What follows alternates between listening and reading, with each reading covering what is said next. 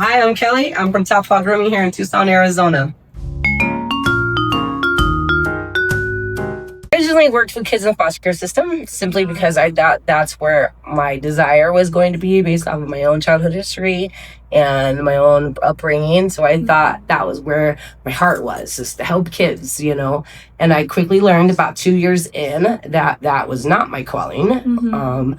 I think that the Arizona child care system is broken beyond anything that anybody can ever imagine. And I went home crying on most days after work, and it just became one kid in particular that I thought that the system had completely failed him. He was only 7 years old, and his can't go into details about what his upbringing was, but it was an absolute horrific situation. And Arizona failed him over and over and over again. And that one was like my final straw. And I would get written up at work constantly and be in trouble because I was too nice to the kids. And one day I went to my friend who was a dog groomer, and I said, I quit my job. And she said, well, maybe you should come and bathe dogs just for a little while until you can figure out what's next for you.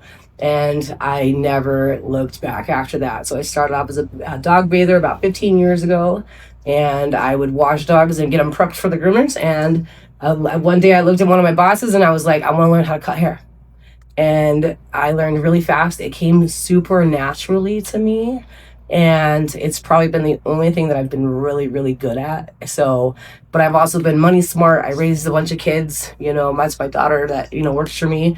She's 21 now. She started working in my shop when she was 16, and basically finished high school at my desk when COVID hit, because she didn't want to sit there and wait around for high school to continue. So she, dropped out of high school and went to an online school, graduated early, and became a groomer herself. I also have a stepdaughter that's 32. She works for another groomer. But I taught her how to groom, and she makes a good living for herself. It's a good business to be in, but you have to really kind of, dogs, and they all grew up with dogs at my house. I always had a bunch. And so you come from an environment where it's normal. Like right now I have 8 dogs at home. Wow. Like I have 8. I have a 2-legged Chihuahua. She has an emotional support Chihuahua.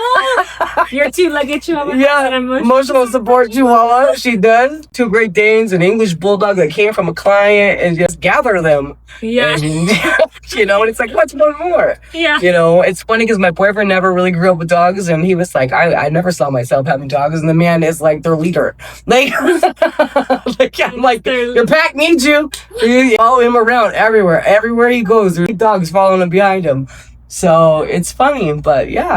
That's incredible. Yeah. People are so lucky that you have this place, because I can already feel that you take such great care of all of them. I don't know. I just treat these dogs like as if they were my own dogs. You know what I mean? I have the walk-in corrals because I never wanted my own dogs to be stuffed in a small cage. And I would be pissed if I walked in and saw my big dog in a small kennel just waiting for me. No, give him space, let him hang out, have a bed in there for him. I just want him to be treated right. Dogs are amazing animals. They do a lot for people. I mean, I can never really have a bad day, even with a bad dog. I still have that one cute one that's like, hey, and then all of a sudden it's like their bad day disappeared. It's like, oh my god, how cute is that? Yeah. My favorite thing, I think, is building the bonds with some of these dogs. I'll be honest with you, I can know every dog that comes through the doors. My customer is that dog, so I'm always going to do right by your dog.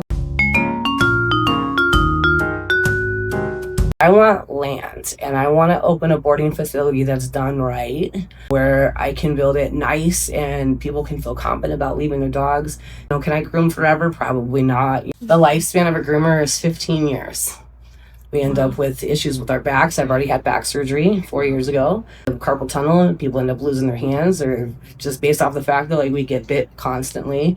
Issues with arthritis. So eventually I'm going to have to stop with this and turn it over to the next generation. Yeah. I had no idea that it was so hard on the body. Oh, it's terrible. Yeah, because it's very hands-on. And you're bending over constantly, and you're standing on your feet for 8 hours. Wow. It's the only thing I could ever imagine doing, though.